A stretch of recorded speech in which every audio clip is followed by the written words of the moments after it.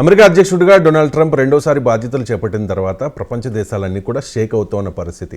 అన్ని దేశాల మీద టారిఫ్ల యుద్ధాన్ని ప్రకటించారు. సో చైనా విషయంలో 245% టారిఫ్లు విధించి ఆ దేశం మీద పగ తీర్చుకుంటూ ఉన్నారు ట్రంప్.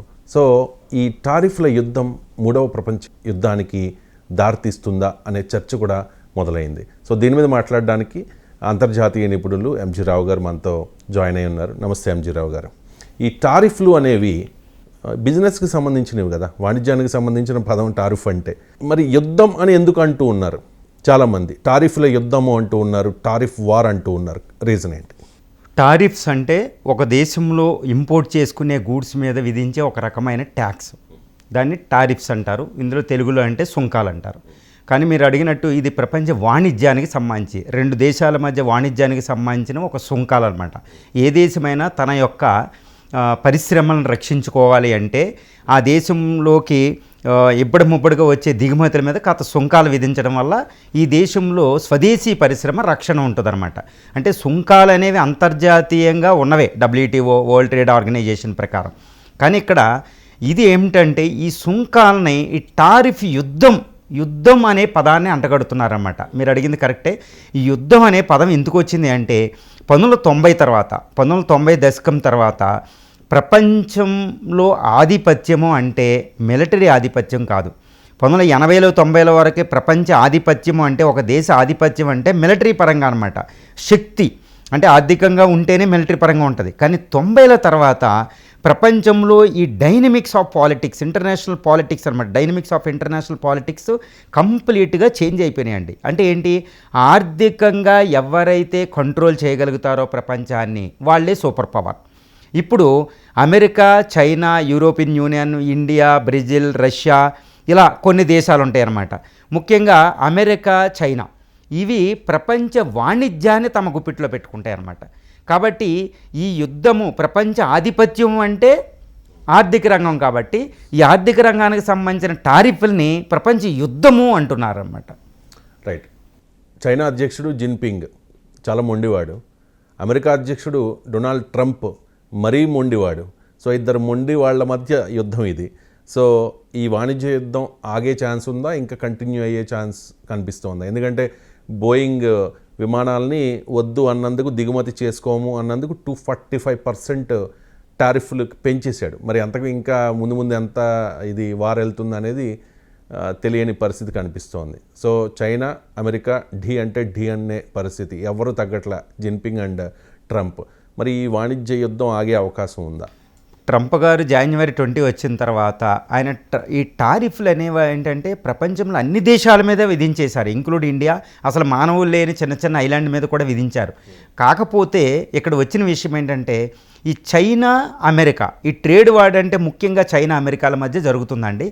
ఈ జిన్పింగ్ గారు ఏంటంటే ఒక కమ్యూనిస్టు దేశం, ఆయన డిక్టేటర్షిప్, ఆయన నియంతలా వ్యవర్తిస్తారు, ఆయన మనస్తత్వం అంతే. కానీ ప్రజాస్వామ్య దేశం, ప్రపంచంలో ప్రజాస్వామ్య దేశానికి పుట్టినిల్లైన అమెరికా అధ్యక్షుడు ట్రంప్ గారు కూడా మొండిగా వ్యవహరిస్తున్నారు. వీళ్ళిద్దరూ అంటే ఇంటర్నేషనల్ అంతర్జాతీయ సంబంధాల్లో ఒక దేశ అధ్యక్షుడు ఎలా ప్రవర్తిస్తున్నాడని చూడడానికి విదేశాంగ నిపుణులు ఏం చేస్తారంటే వాళ్ళ సైకాలజీని పరిశీలిస్తారన్నమాట. వాళ్ళ మానసికంగా వాళ్ళ నడకను కూడా పరిశీలిస్తారు. మోడీ గారు ఎలా నడుస్తారు, పుతిన్ గారు ఎలా నడుస్తారు, జిన్పింగ్ గారు, ట్రంప్. ఇప్పుడు ట్రంప్, జిన్పింగ్ గారికి సంబంధించిన విషయం వస్తే వీరు పరమ మొండోళ్ళుగా వ్యవహరిస్తున్నారు. వీళ్ళు చాలా ఇగోటిస్ట్గా అంటే వెళ్ళిపోతున్నారు. ఇగోటిస్ట్ యాటిట్యూడ్లో నా దేశం ఏం తక్కువ తినలే, నువ్వు ఎంత ఇస్తే నేను ఎక్కువ ఇది ఇస్తా, నువ్వు 10% ఎత్తే నేను 20, నువ్వు 20 ఎత్తే నేను 40. ఆ విధంగా 34% నుంచి 120% నుంచి 340% ట్రంప్ గారు చైనా మీద విధించారు. చైనా అధ్యక్షుడు కూడా ఏమాత్రం తగ్గకుండా ఇటు నువ్వు లేకపోతే నేను వేరే దేశాలను చూసుకుంటానని సౌత్ ఈస్ట్ ఏషియా, వియత్నాం వెళ్తున్నారు, మలేషియా వెళ్తున్నారు, యూరోపియన్ కంట్రీస్ని ఇన్వైట్ చేస్తున్నారు. ఈవెన్ ఇండియా కూడా మీరు రండి మనిద్దరం కలిస్తే మనం ట్రంప్ గారిని ఓడించిన ఈయన మొండిగా వెళ్తున్నారు. అక్కడ ట్రంప్ గారు కూడా మొండిగా. అంటే వీళ్ళిద్దరి మధ్యన ఈ ట్రేడ్ వార్ అనేది ఇప్పుడు మాత్రం చల్లార్చే పరిస్థితిలో మాత్రం ఏమాత్రం లేదని చెప్పొచ్చు. ఈ రెండో ప్రపంచ యుద్ధం అయిపోయిన తర్వాత మూడవ ప్రపంచ యుద్ధం ఎప్పుడు అనే చర్చ కొన్ని దశాబ్దాలుగా జరుగుతోంది. ప్రపంచంలో కొన్ని దేశాల మధ్య ఉద్రిక్తతలు చెలరేగినప్పుడల్లా ఈ మూడవ ప్రపంచ యుద్ధం ప్రస్తావన వస్తూ ఉంటుంది. కానీ ఇప్పుడు ఈ టారిఫ్ వార్ వల్ల ట్రంప్ టారిఫ్ వార్ వల్ల మూడవ ప్రపంచ యుద్ధం వస్తుంది అని చెప్పి కొంతమంది అంటూ ఉన్నారు. దీనిలో వాస్తవం ఉందా? ఈ ట్రంప్ టారిఫ్ వార్తో మూడో ప్రపంచ యుద్ధం వస్తుందా? నేను మీకు ఇందాక చెప్పినట్టు 1990 దశకం తర్వాత అంతర్జాతీయ సంబంధాలని నిర్ధారించే విషయమే ఆర్థిక విషయాలు, ముఖ్యంగా వాణిజ్యం, పెట్టుబడులు వీటికి ఉంటాయన్నమాట. ఇప్పుడు మిలిటరీ ప్రయోజనాల కంటే ఆర్థిక ప్రయోజనాల కోసమే యుద్ధాలు జరుగుతూ ఉంటాయన్నమాట. ఇప్పుడు ట్రేడ్ వార్ చూడండి. ఇప్పుడు చైనా ఏంటంటే రేర్ ఎర్త్ మినరల్స్ అని ఒక చాలా ఇంపార్టెంట్, ఇప్పుడు ఈవీలో వాడే లిథియం ఇలాంటి రేర్ ఎర్త్ మినరల్స్ అన్నింటిని ఎక్స్పోర్ట్ చేయడం ఆపేసింది అమెరికాకి. ఎందుకంటే ప్రపంచ రేర్ ఎర్త్ మినరల్స్ను 90% కంట్రోల్ చేసేది చైనాయే, అక్కడెక్కడ నుంచి తెచ్చుకుని తనే ప్రాసెస్ చేసి. ఈ రేర్ ఎర్త్ మినరల్స్ అనేవి చాలా ఇంపార్టెంట్. ఇప్పుడు ఏ ఏరాలో ఈ 4th ఇండస్ట్రియల్ రెవల్యూషన్ చాలా ఇంపార్టెంట్, ఇవి అని గ్లోబలైజేషన్ ఇవన్నీ. ఇప్పుడు అది ఎలా దారితీస్తుందంటే ఈ రేర్ ఎర్త్ మినరల్స్ దొరికే కంట్రీలు కొన్ని ఉన్నాయండి. ఉక్రెయిన్ చూడండి, ట్రంప్ గారు రాగానే నీ ఉక్రెయిన్ యుద్ధానికి నీకు మళ్ళీ సహాయం చేయాలంటే నీ రేర్ ఎర్త్ మినరల్స్లో మాకు ఇంత షేర్ రాస్తేనే సహాయం చేస్తామని ట్రంప్ గారు పెట్టారు. అంటే చూడరా వాణిజ్యం ఎక్కడికి వెళ్ళిపోతుందంటే rare earth mineral, petroleum, Gulf ఇలా వెళ్ళిపోతాయి. ఇప్పుడు రేర్ ఎర్త్ మినరల్స్ ఎక్కువ వచ్చాయి పెరు, లాటిన్ అమెరికాలో ఎక్కువ దొరుకుతాయి, సెంట్రల్ ఏషియాలో ఎక్కువ దొరుకుతాయి, ఆఫ్ఘనిస్తాన్లో ఎక్కువ దొరుకుతాయి. అవి లేకపోతే ఊపిరి ఆగిపోయినట్టు అనమాట ప్రపంచ వాణిజ్యంలో, ప్రపంచ ఆర్థిక రంగానికి. కాబట్టి ఏదంటే ఈ ట్రేడ్ వారు క్రమేణా యుద్ధ రంగానికి వెళ్ళి ఇది మూడో ప్రపంచ యుద్ధానికి దారి తీయొచ్చు. మీకు ఒక ఉదాహరణ స్పష్టంగా చెప్పాలంటే చాలా క్లుప్తంగా, తైవాన్ ఉందండి. తైవాను టీఎంసీ అని ఒక కంపెనీ ఉంటుంది, టీఎంఎస్సి అని, Telangana manufacturing company, chip manufacturing చేస్తుందంట టీఎస్ఎంఎస్సి అనేది. ఇది ప్రపంచ చిప్ అంటేనే ప్రపంచ ఆర్థిక రంగం. ఎందుకంటే మనం వాడే కెమెరా నుంచి, టీవీల నుంచి, మొబైల్ నుంచి అన్నింటిలో చిప్స్ ఉంటాయండి. ఈ చిప్లో ఈ 60% to 70% ట్రేడ్ చేసేది ఒక్క తైవాన్ మాత్రమే. అందుకే చైనా తైవాన్ మీద అటాక్ చేయదు. ఇప్పుడు ఈ ప్రపంచ వాణిజ్యం సక్రమంగా లేదు అనుకోండి, చైనా ఏం చేస్తా అంటే తెగించేసి తైవాన్ మీద అటాక్ చేసేస్తుంది. తైవాన్ మీద అటాక్ చేస్తే ప్రపంచానికి వచ్చిన ప్రాబ్లం ఏంటి అంటే ఈ టీఎస్ఎంఎస్సి కంపెనీని వెంటనే టేక్ ఓవర్ చేస్తుంది. అది వెంటనే ప్రపంచానికి మొత్తం చిప్స్ ఆగిపోతాయి. చిప్ అయితే ఎలక్ట్రానిక్స్ ఇవన్నీ రేట్లు విపరీతంగా పెరిగిపోతాయి.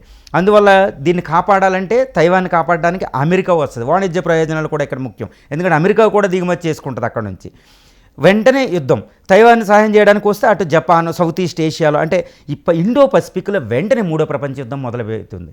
ఇలా వాణిజ్యం అనేది ప్రపంచ యుద్ధ రంగాన్ని, ప్రపంచ వాణిజ్యాన్ని, అన్ని విషయాన్ని డిసైడ్ చేస్తుంది. కాబట్టి ఈ వాణిజ్య యుద్ధం ఇప్పుడు చల్లారకపోతే జిన్పింగ్ గారు ఏదో విషయంలో తెగించేస్తారు. జిన్పింగ్ తెగిస్తే అమెరికా ఇంటర్వెన్ అవ్వాలి, ఎందుకంటే చాలా దేశాలకు రక్షణ చక్రం అమెరికా ఇస్తుంది. చైనా పక్కన ఉన్న సౌత్ కొరియాకి, చైనా పక్కనున్న జపాన్కి, చైనా పక్కనున్న తైవాన్కి, అదేవిధంగా south east Asia nation, Taiwan పక్కనున్న ఈ చైనా పక్కనున్న ఈ అన్ని దేశాలు అమెరికా రక్షణ ఛత్రం కింద ఉంటాయి అన్నమాట. కాబట్టి ఇక్కడ చైనా అటాక్ చేస్తే వెంటనే ఇంటర్వ్యూన్ అవ్వాలి, మూడో ప్రపంచ యుద్ధం దారితీస్తుంది. ఈ విధంగా రేర్ ఎర్త్ మినరల్స్ ఉన్న లాటిన్ అమెరికాలు, ఇంకా ఉక్రెయిన్, ఇలా అందువల్ల ఈ వాణిజ్య యుద్ధం మూడో ప్రపంచ యుద్ధానికి ఒక కారణభూతం అవుతుంది. అందరూ అనుకుంటారండి ఈ మూడో ప్రపంచ యుద్ధం ఇరాన్ వాళ్ళు రావచ్చు, మూడో ప్రపంచ యుద్ధం రష్యా ఉక్రెయిన్ వాళ్ళు రావచ్చు, మూడో ప్రపంచ యుద్ధం ఇంకొక అమెరికా అది పాకిస్తాన్ ఇండియాల మధ్య యుద్ధం రావచ్చు, ఏదేదో అనుకుంటారు. కానీ వాణిజ్య యుద్ధమే మూడో ప్రపంచ యుద్ధానికి దారి తీస్తుంది అనడంలో ఎటువంటి సందేహం లేదు.